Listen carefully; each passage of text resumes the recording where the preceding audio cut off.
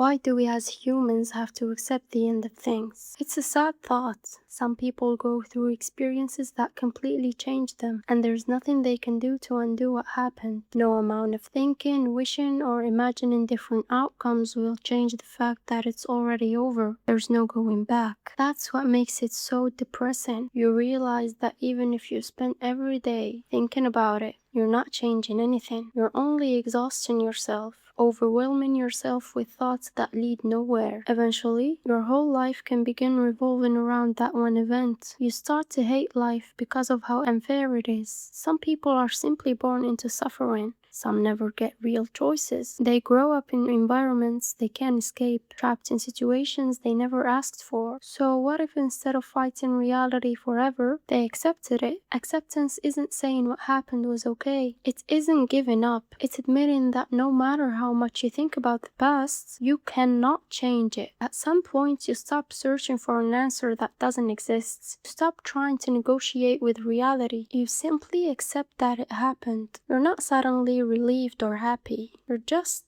done. And sometimes that's enough to finally see your place in the situation instead of being consumed by it. That's why I'm making this video, to help anyone stuck clear their head, to accept that some things really have ended, to accept that some people are gone and will never come back, no matter how much you think about them. Thinking won't bring them back. It won't rewrite the past. It won't change reality. The only thing it changes is you. So, why we replay painful memories anyways? It's a pure survival mechanism. The mind subconsciously acts as if repeating the thought will somehow produce a different outcome, trying to escape the fact that it's already happened. But, although knowing overthinking won't change anything, we can't help but do it. There's something in the brain called the default mode network, which is a web of brain regions that lights up when you're not actively engaging into a task, like when you're daydreaming or reflecting on anything. When the brain's healthy and there's nothing odd going on, this network helps us construct our identity and know ourselves better deep down. But when something that really gets you happens, the brain's survival alarm system goes on. Why so? Your brain always uses the past to predict the future. The goal is keeping you safe. When something happens suddenly or a relationship ends painfully, that creates a massive error in that prediction system, which leads to treating this emotional shock the same as a physical threat, and after, it runs a simulation of the events over and over, which is called maladaptive rumination. By doing that, the brain tries to find the missing puzzle piece that could change the whole situation, and that is by replaying a "what could have happened if I fixed this variable" scenario. Poor brain wants to solve the problem by making it 10 times worse. So how do you actually accept the end of something? First, remind yourself why acceptance matters. The first thing to understand is that whatever happened is now in the past, and no human being has the ability to change the past. You just have to live with this fact. Second, if thinking about it doesn't change anything, then that endless overthinking is only wasting your energy. Reflection can help you understand your feelings. That's productive thinking. But replaying the same thoughts over and over only keeps you trapped. Third, if you refuse to accept that something has ended,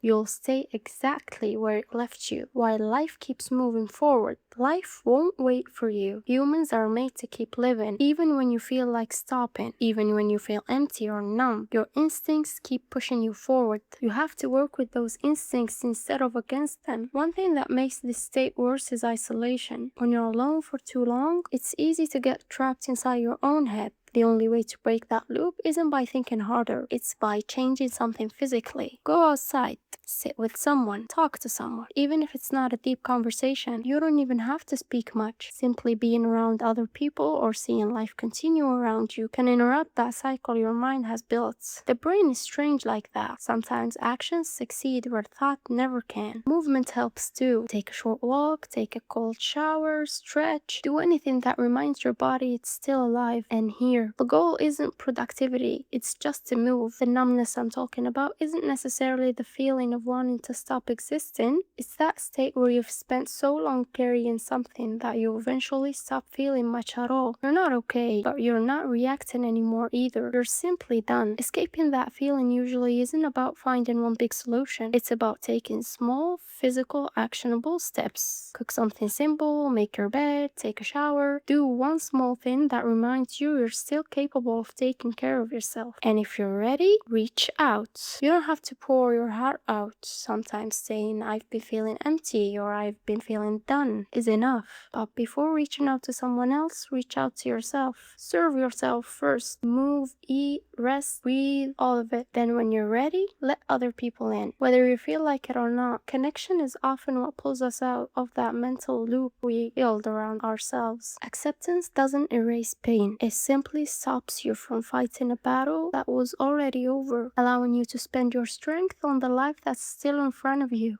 But what does that life look like when you're restarting from zero? Life can only be understood backwards, but it must be lived forwards. Kierkegaard said, which doesn't really align with the situation where you're stuck in a loop of overthinking, trying to do both at the same time, where you end up paralyzing yourself in the process. What aligns and perfectly fits to this situation is what Nietzsche described as the love of one's fate, the refusal to wish that anything in your past were different, not because it was good, but because every single fracture has brought you to the exact coordinates of the present moment, which I personally don't totally agree to, but the point is, when you understand this, you stop viewing your life as a tragedy of missing pieces and start viewing it as raw material waiting to be sculpted.